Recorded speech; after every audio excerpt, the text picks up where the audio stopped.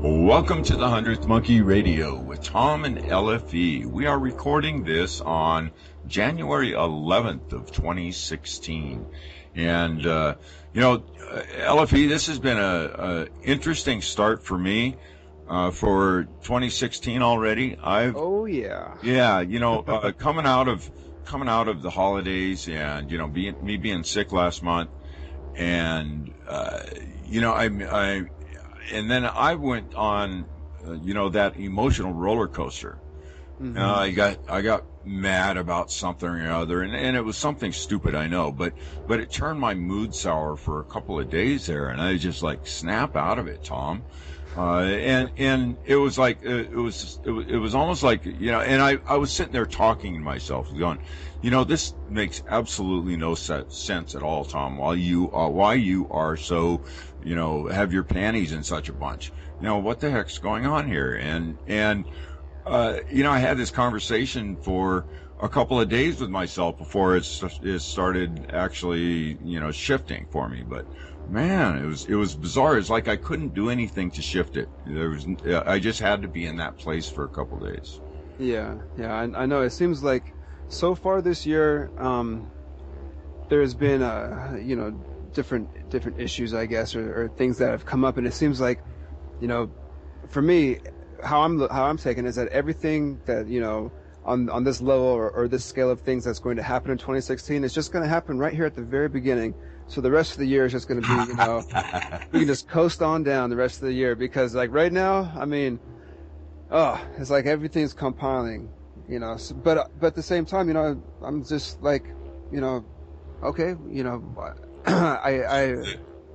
I haven't had that desperate feeling or that hopeless feeling that, you would think that some people might get in certain situations. It's just more of, okay, this is happening, then, we're just going to keep on moving, and just keep on dealing with whatever we got to deal with, and if something else comes up, then cool, we're going to deal with that shit too, but, I'm just taking it that after this little stretch is over, it's just going to be smooth sailing. I just know it. There you go. Yeah. And that's one of the benefits of being on an awareness path, a path where you're trying to really get in connection with yourself and with the divine and try to understand who and what we are, is that you start seeing these little daily obstacles that we have to nuisances. Yeah. The things you have to do on a regular basis to survive in the third dimension, they don't impact you, at least, especially on the emotional body, nowhere near what they used to before I started paying attention to life, Yeah. And here recently too, I've said many times, after we interviewed Perry Mills, the magic in the mundane. Right. And I'm seeing it so much more. Today after work, I was walking to the shop, my dad's shop, and me and my cousin Mike, we were talking, and as soon as we got up to the shop, it just so happened that water started dripping off the roof. It wasn't raining, but water started dripping off the roof in one spot, and in the spot it was landing was a tin can, and it was like tinging and singing on the tin can. Right as we got up to the building, and I felt that presence, Right. Just a couple days ago, I was talking to my stepson, and I said something, I don't even remember what I said, but I said something, and I turned around to walk away, and I walked past my wood stove, and the wood stove burped smoke out. And it was something and Kobe looked at me, and he was like, "Oh my gosh, I better listen to you now." I'm like, hey man, there it is. There's just another example. Yeah. Yeah. Magic in the mundane. You just got to read it. Yeah. So, we've started out this year with a new format that we're running as far as the subscriptions are concerned, and all our second hour content. And we are in the process of removing that mandatory subscription veil out there, and we're kind of shifting over into our, what I'm kind of calling the honorary membership system, where we're going to have donate tabs on the website for people to donate, and for accessing that second hour, we only thing we ask is that that there's some sort of a energetic exchange of some kind, whether it's a donation of $1 or $5 or hell, set yourself up as a recurring donator. That's awesome stuff. That's basically kind of set up like a subscription, but I mean it's a voluntary donation process. Or pay it forward. Do something for somebody else. Turn someone else onto the show. Help someone across the street. Whatever it happens to be, there has to be some kind of exchange there, because the information, though, each and every show that we do may not apply directly to you or actually have a huge impact on your life or your awareness. But some of these shows that we put out there is some information in them that really changes people's lives. Yeah. So and that's one of the things too, is that we really want that second hour to be open. So when we really get into the meat and potatoes of things, that everybody can hear it and everybody can benefit from that. And it's taken us a little bit of time, but we're opening up that second hour. And right now we've got all of the Franco Di Nicola shows on his show page. We have all those open for free, both hours. We have all of the Daryl Berry Jr. shows on his page open up both hours for free, and it's and I say for free, or for donate, some sort of something, some sort of exchange somehow, even if it's just talking about it, even if it's just $1, I mean something, so yeah. But our main thing is, we really want to spread this. We really want this information to be out there for everybody to have access to it. Right. Yeah, because that's the second hour content, hands down, throughout the last 7 years, that second hour, I don't know, it just, everybody's in the flow, and some of the best freaking information comes through those shows, and some of the best energy comes through those shows.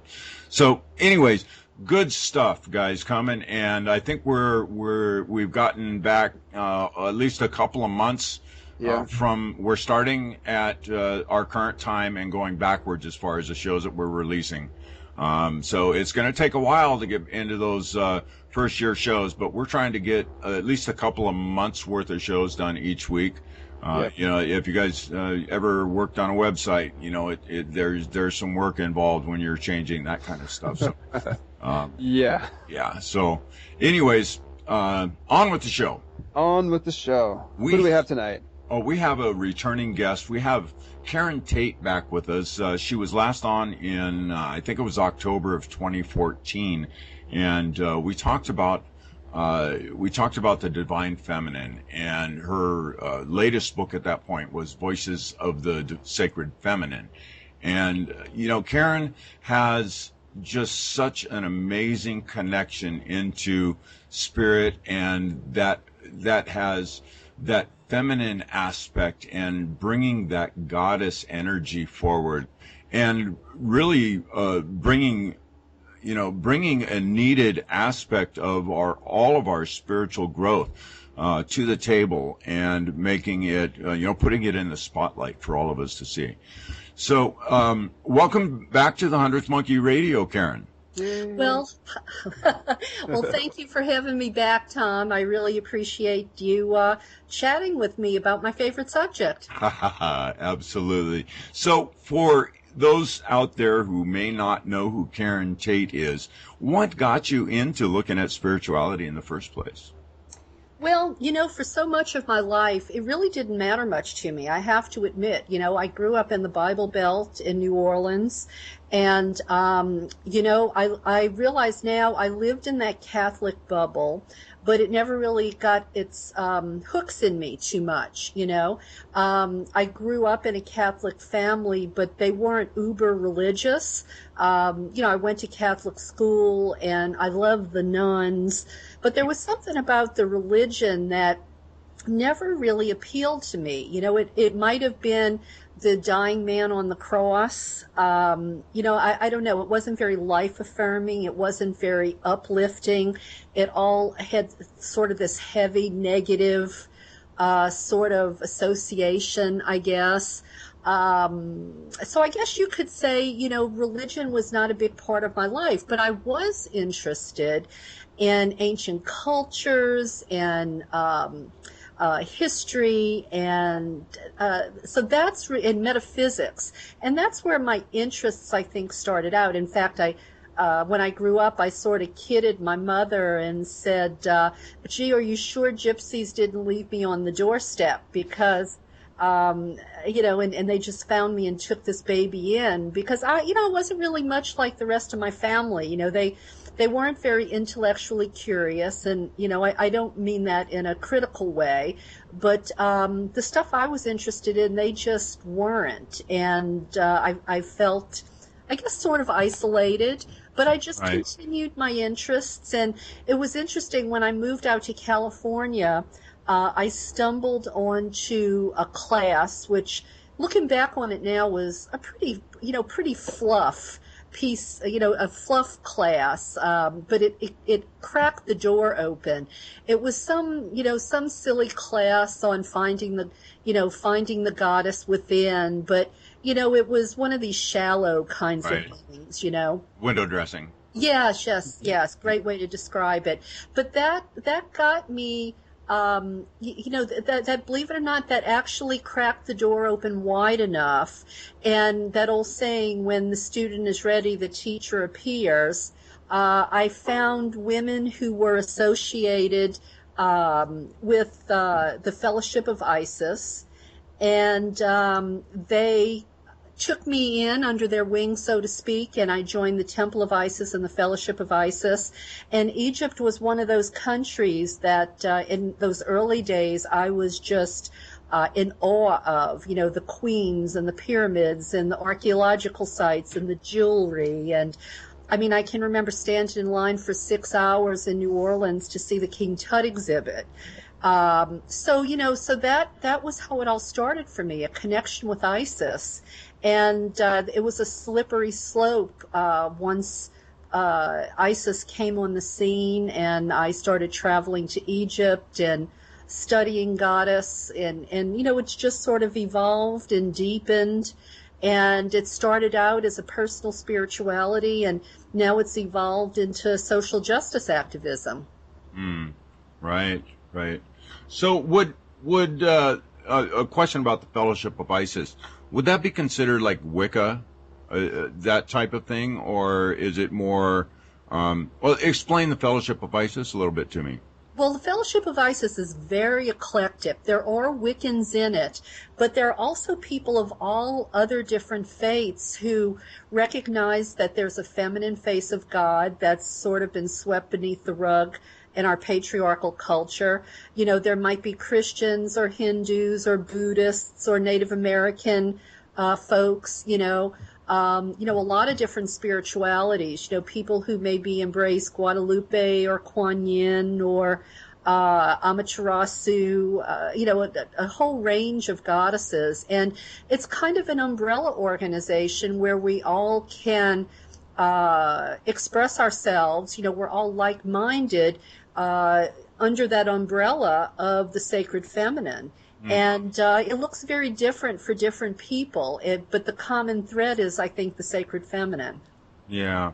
Because up until just a couple of years ago, maybe 5-6 years ago, somewhere in that time frame for me, anytime I heard the word goddess, it was always associated with, in along spiritual terms, it was always associated with something that tied into like Wicca or something along those lines. It wasn't actually, what you're calling is goddess spirituality, which is beautiful. I love that term, but it's always been whenever somebody talked about that deity in that form, it was always God, right? With spirituality.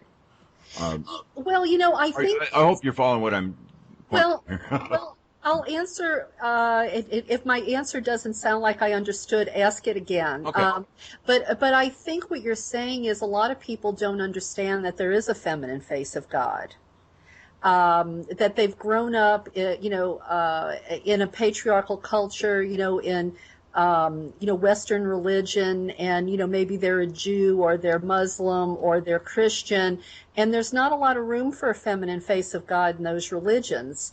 So the idea of a goddess is foreign to them. It's even scary for them because, especially, I think when you're a part of those patriarchal religions, you have it ingrained in you to be very fearful about embracing other, ideas of other gods. It's a very one-way thinking. It's exclusive. It's not inclusive at all.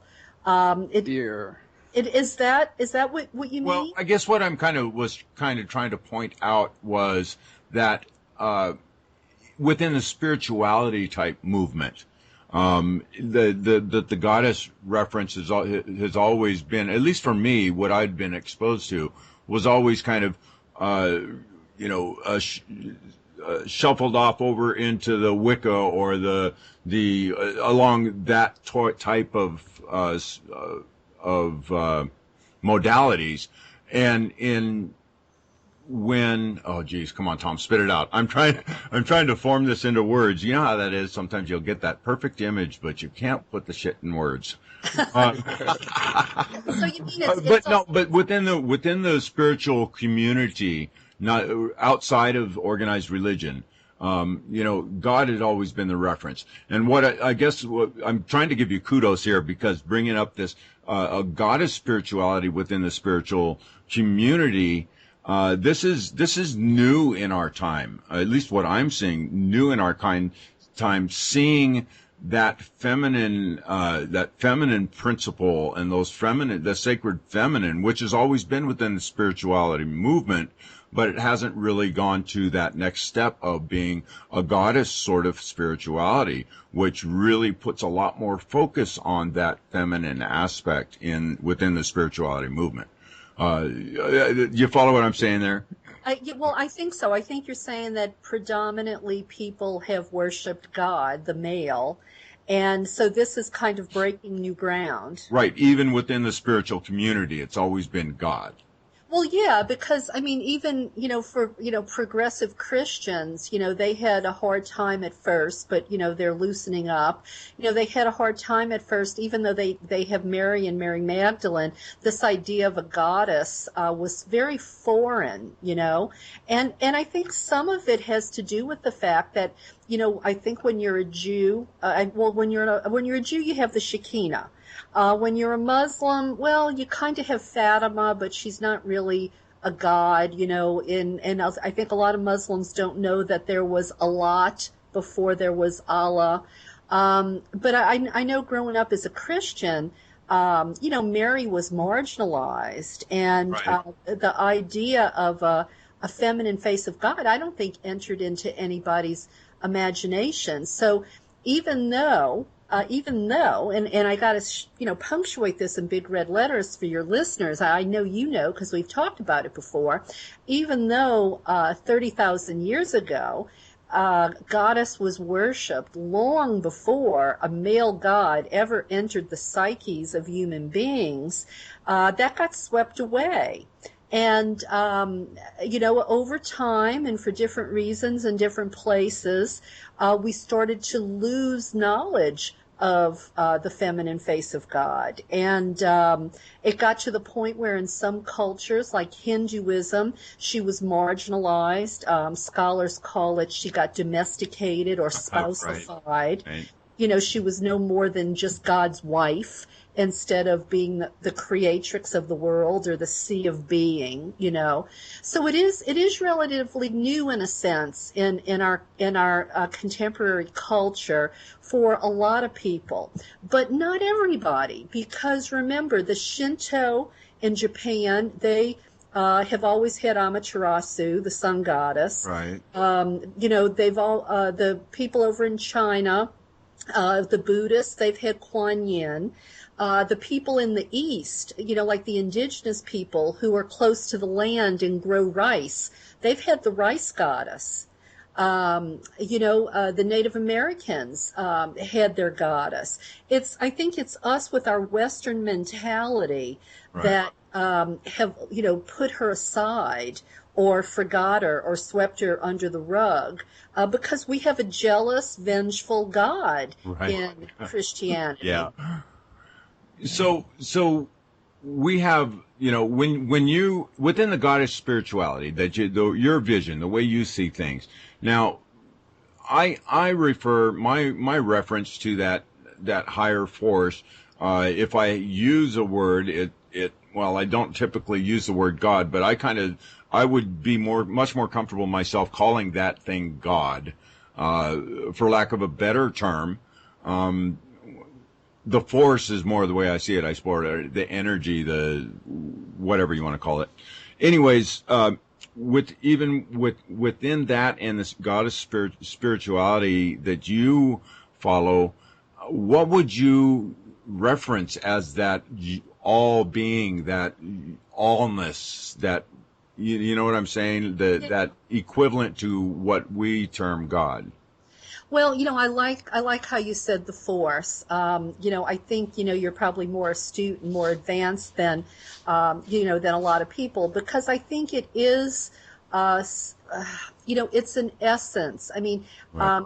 How do you really describe it? I think, us humans with our monkey brains, we sort of have to simplify things. And it's easier for people to understand a God that maybe has a face and a name, and maybe the god or goddess oversees certain aspects of our life, childbirth, prosperity, health, whatever, the rice crops, But I think when we get more sophisticated, I think that maybe we can hold even different ideas in our head, because I'll be honest with you. I mean, I'm certainly not the most sophisticated person in the world, but I know I've evolved over the last few decades. And, when I grew up, to me, God, I didn't know anything but the idea of a God in the heavens that you prayed to, and you hoped he heard your prayer and answered those prayers. Okay, the old guy with the beard and the clouds, Right.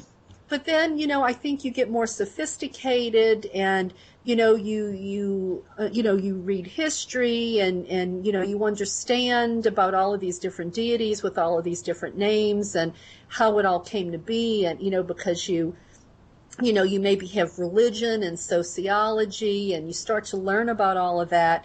And I think it's something for us to try to figure out for our entire life, and we're lucky if we ever come to know what it really is. You know what I mean? To know God. I mean, that's an incredible, that's a lofty aspiration to be able to know, I think, what the Almighty is. But I can tell you that I don't think it's just a male or a female essence. If anything, I think it's an androgynous essence, because I think we all reflect what it is.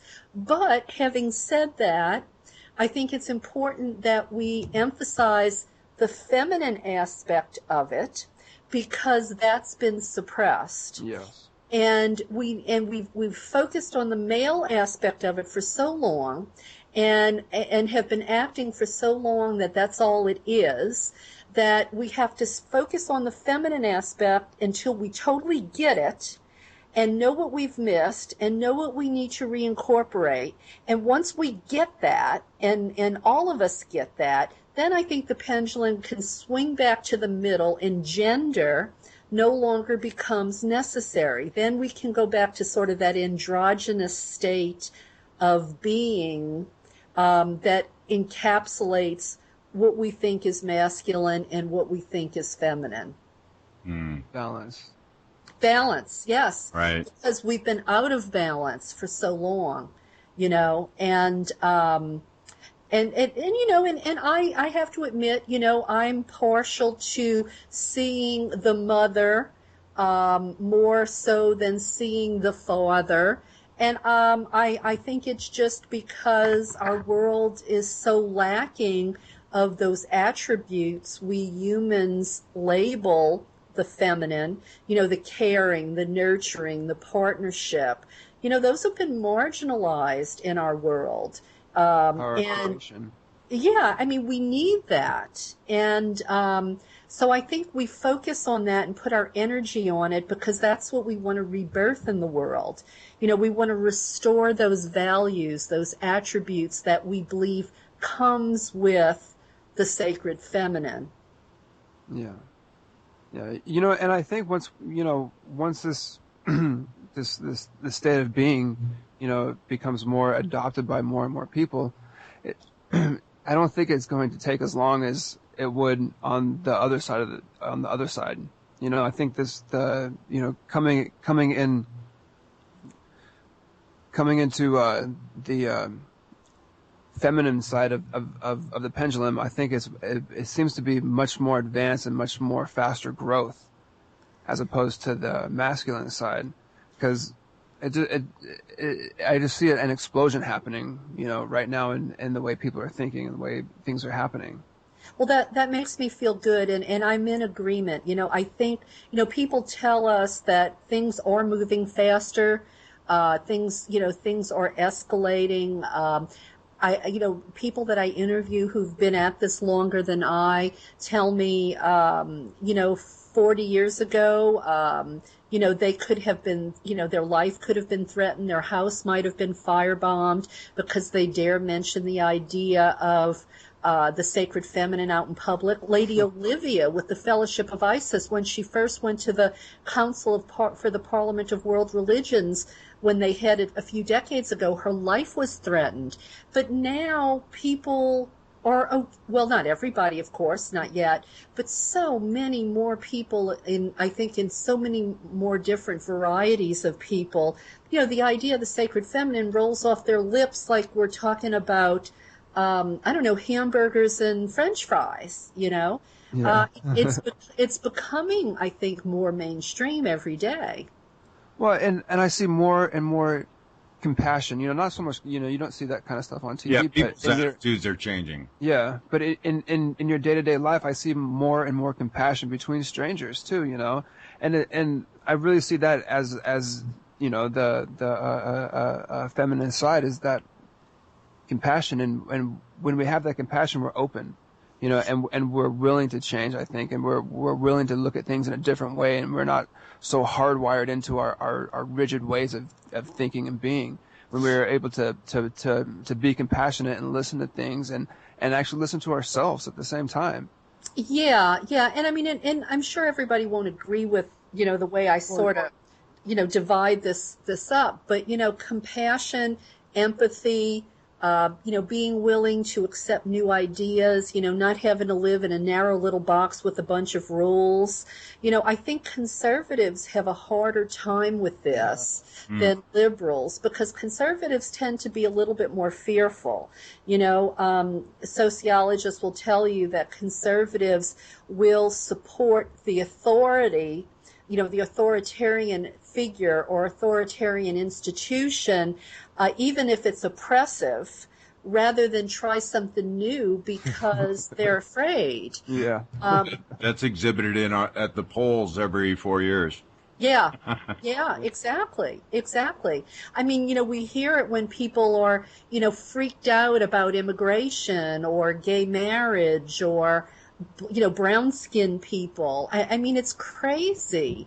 I don't know. I almost wish everybody was required in school to travel, and get outside the United States or go into communities unlike where they grew up and lived, and just get a sense of these other people as human beings. And I think will find that they're not so different, that they really aren't other, that they're nothing to be afraid of.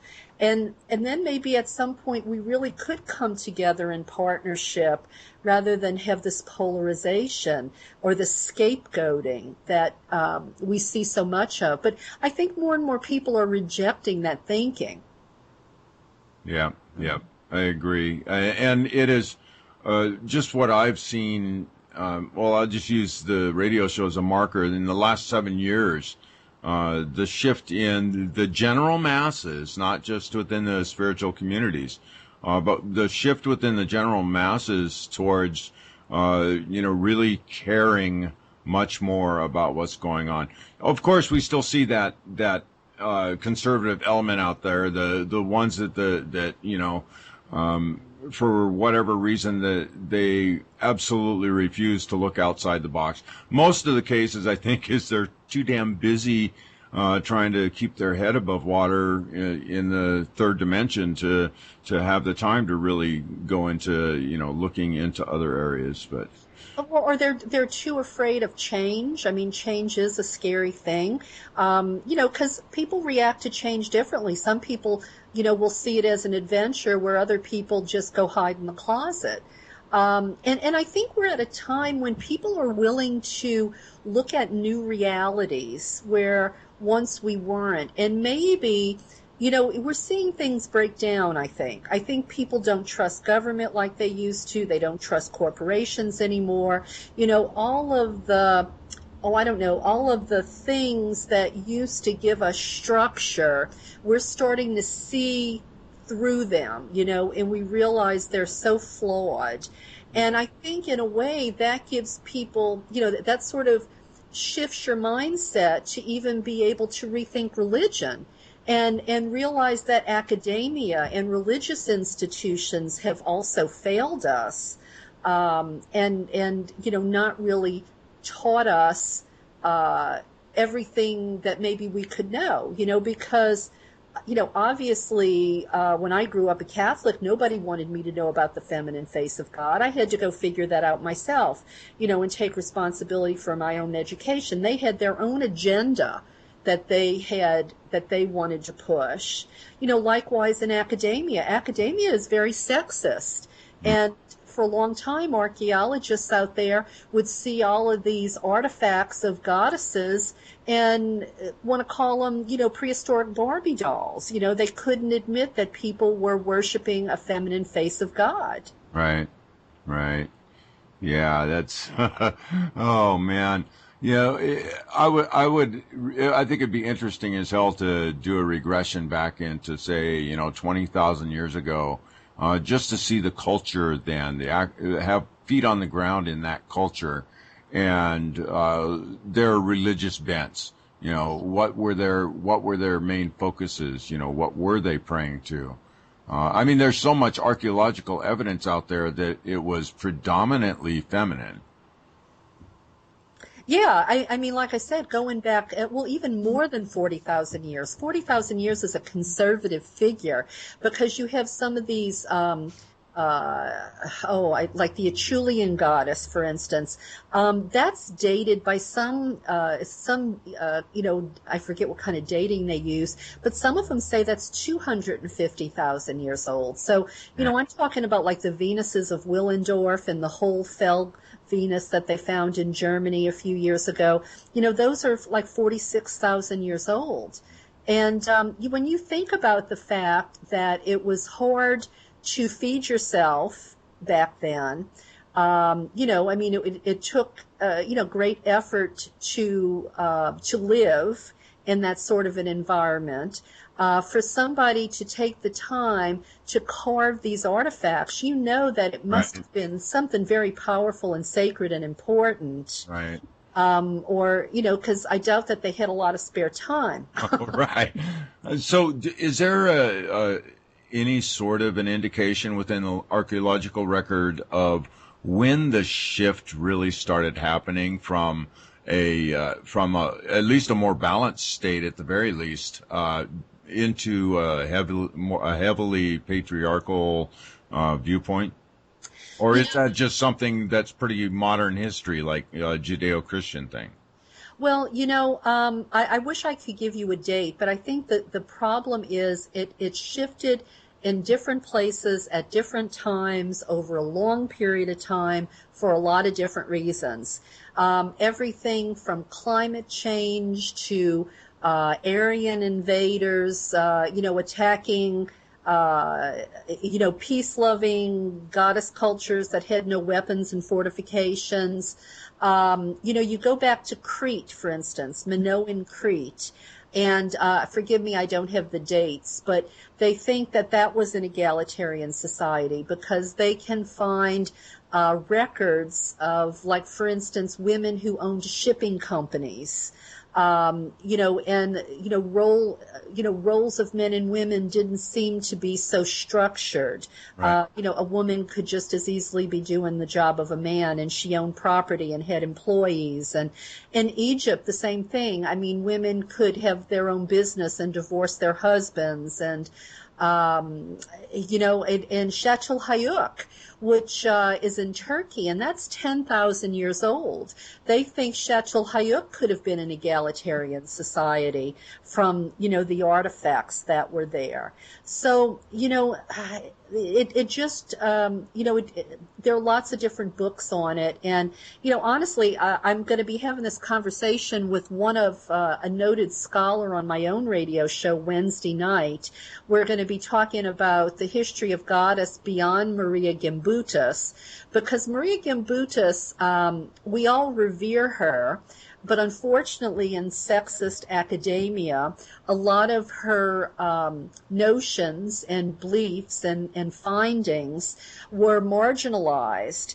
But even if you go beyond Gimbutas, I'm going to be talking to this scholar about some of the new archaeology that's undeniable, that will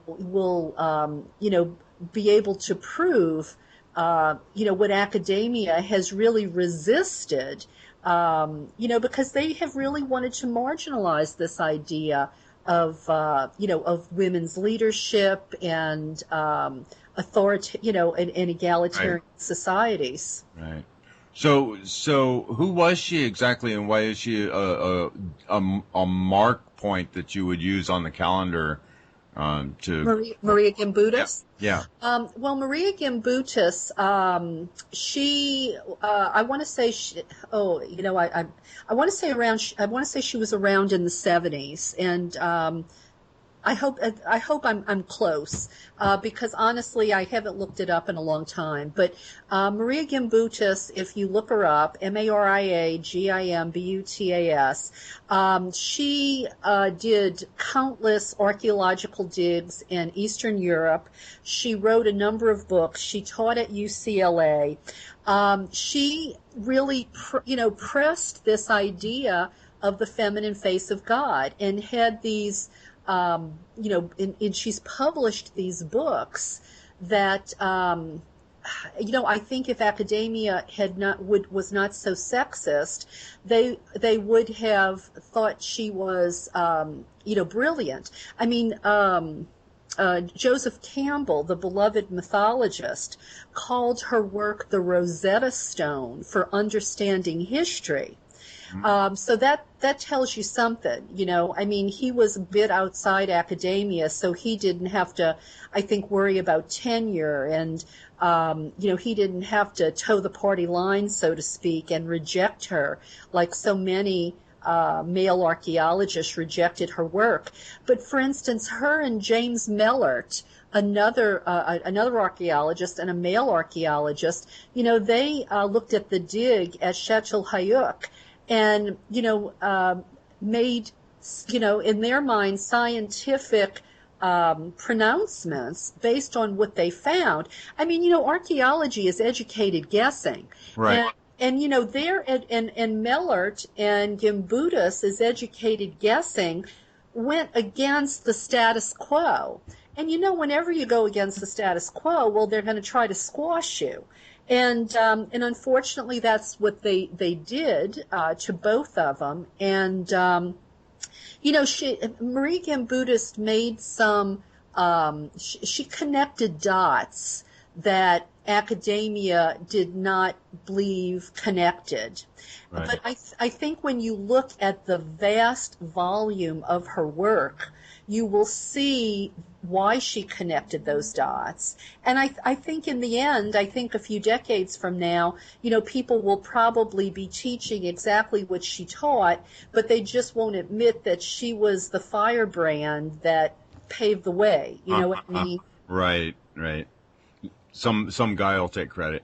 Yes. I mean, I hate to say it. I mean, I don't want to sound sexist myself, but, there's a lot of things that if a guy says it, people pay attention. If a woman says it, are we sure? Yeah, but you know what? That's almost a necessary evil right now within our society to be able to get people to pay attention to some of this work. Well, yeah, and it's so unfortunate, but it shows how pervasive the sexism is in our culture. Right. I mean, look, I'm going to vote for Bernie Sanders, but if Bernie Sanders was not running, I would vote for Hillary Clinton. And you just wait until the campaign really gets underway. We are going to see sexism rampant like we saw racism rampant with Barack Obama. I mean, there are just some people in this world that, they're living in their little box and they don't have a lot of tolerance for new ideas. Right. Wow. Women are supposed to be servants and barefoot and pregnant in the kitchen.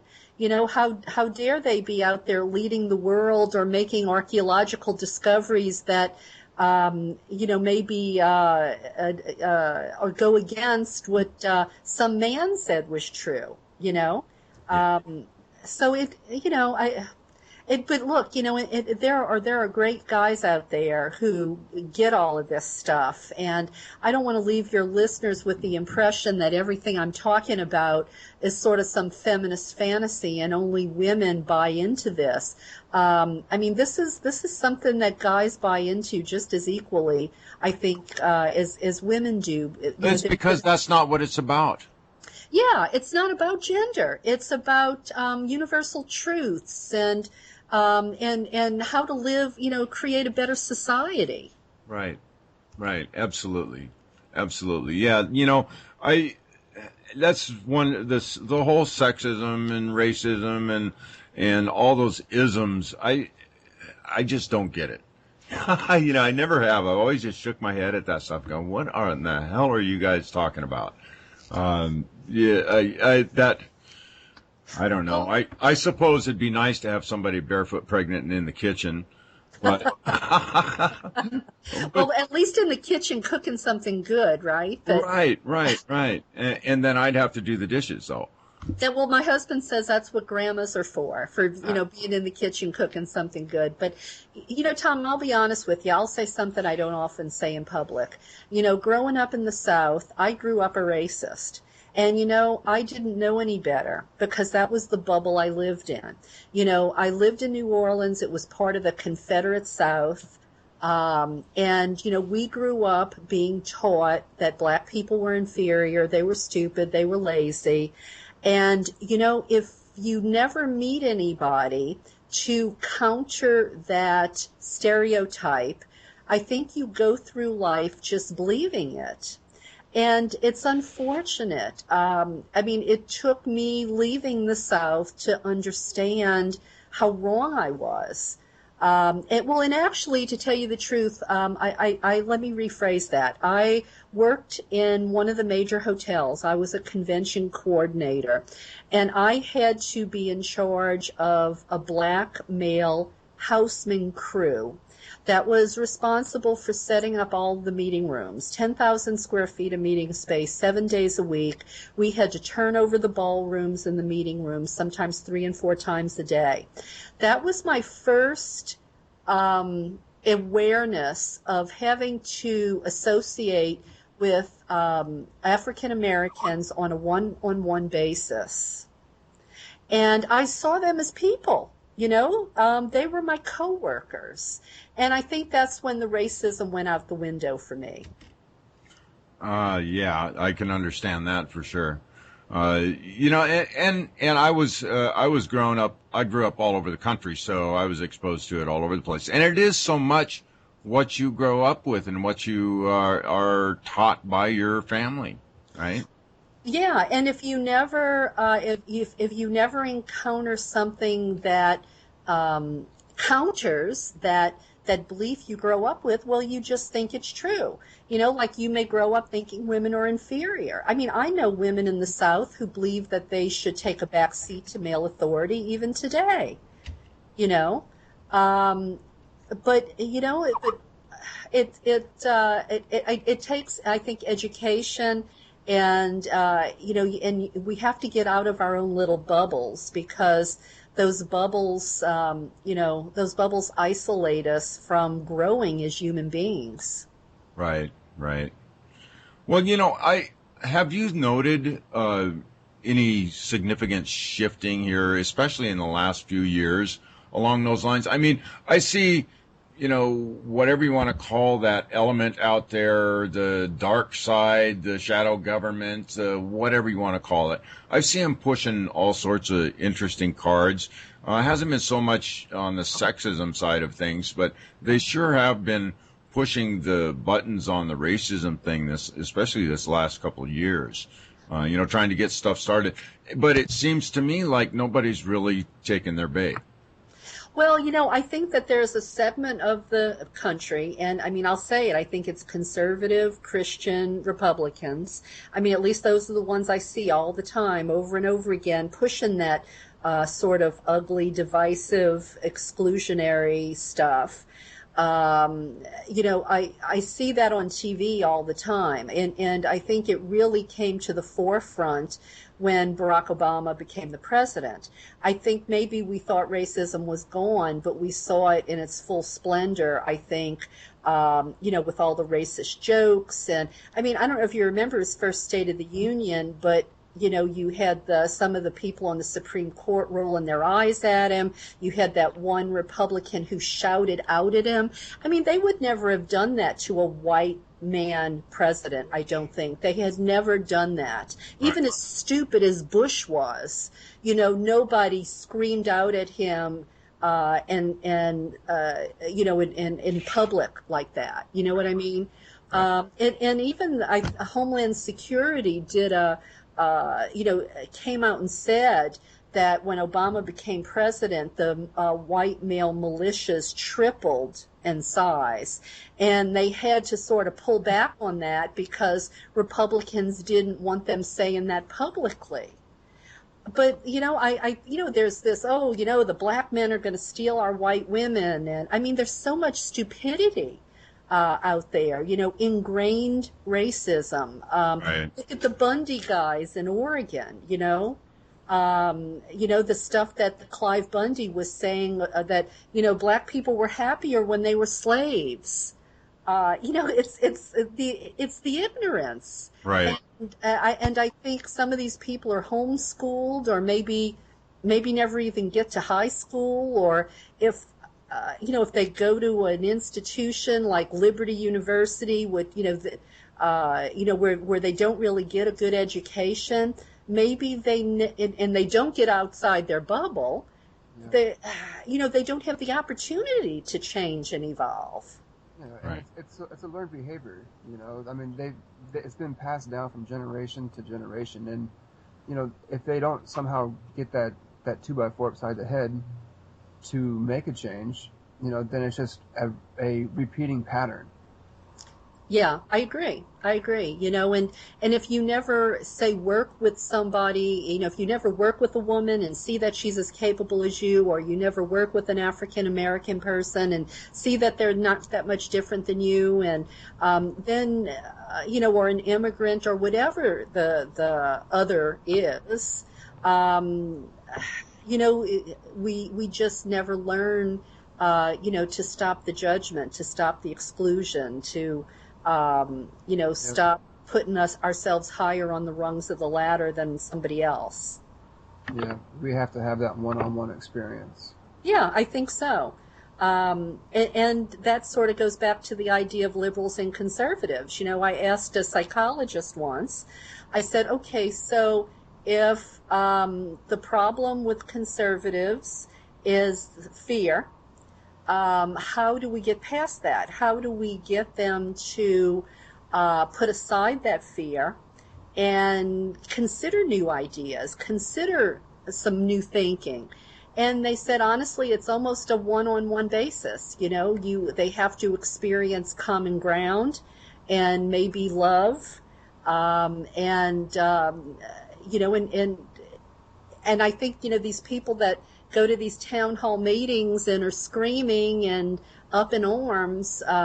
They aren't really very open to, having a meaningful conversation about ideas that are different than their reality, but what are the stages you go through? You go through denial, anger, bargaining, depression, and then acceptance, right? yeah, maybe so. Maybe it takes all of that, and God, who's got the time? Oh, but we have nothing but time. Right? So, Karen, we're nearing the top of the hour. What have you been doing this last year, and are you going to be starting on that next book pretty soon? Well, let's see. I think the biggest thing I did last year that is worth talking about is I was invited to moderate a panel and give a talk of my own at the Council for the Parliament of World Religions in Utah. And that was a big deal. I was pinching myself. That was a pretty prestigious gig. And because it's a gathering, it's an interfaith gathering. And imagine people from, I think it was 80 different religions, coming to talk about the theme of finding the heart of humanity. And the goddess, talk about this idea of the goddess becoming more mainstream. There were a lot of pagans there. There were a lot of people who were there promoting the idea of a feminine face of God. In fact, between the two main ballrooms, there was this big long hallway, and there were 100 different goddess banners that an artist by the name of Lydia Rule creates. And all of these different banners were different faces of goddess throughout history and culture. So it was an incredible thing. And I came home very inspired. And I think one of the most potent things I came away with was one of the major speakers. It was a lot about social justice activism and about giving us inspiration and motivation. And what happened to your headset there, Elfie? I have no idea. I just unplugged it though. Okay. Well, we are in Mercury retrograde, so. But anyway, just to quickly finish on the Parliament, one of the major speakers, when he was trying to motivate us and, kind of keep us going to go back home and continue our missions to save the world, he said, when you pass on in this life and you meet your maker, and he was very careful not to say God or goddess, there was no gender. He said, and your maker asks you, where are your wounds? And you say, well, I have no wounds. He said, well, are you afraid that your maker is going to say, was there nothing in your life worth fighting for?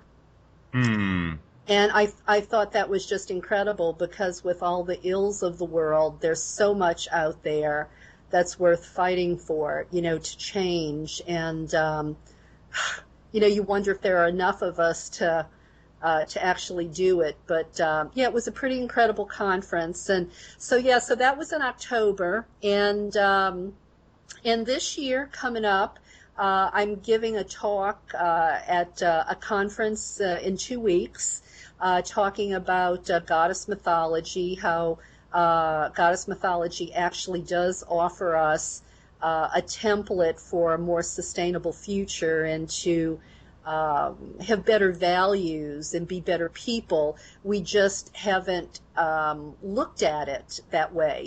We have to give ourselves permission to interpret goddess mythology using a non-patriarchal lens. And I'm thinking about working on a next book. As a matter of fact, before I started the interview with you tonight, I think I'm going to be putting out another essay, another anthology this year. My publisher wanted me to put something together on goddess mythology, the maturing goddess mythology. In other words, instead of goddess spirituality, 1.0, more of a 2.0, goddess mythology for the 21st century. How do we take it from the realm of talking the talk to actually walking the talk in the world? So I'm probably going to be putting that out later this year, maybe, if it comes together quickly enough. Cool. That sounds awesome. All right, and your website for our listeners out there? KarenTate.com. They can find my books, my talks, a lot of interviews that I've done, my YouTube channel, my radio show. That's sort of the portal for everything. All right, fantastic. All right, well, we're going to take a break here, guys, and we will be back after you click on that next button. Okay, we'll see you guys in hour 2. Condemnation without investigation is the height of ignorance. Change the way you look at things, and the things you look at change. Namaste, my friends.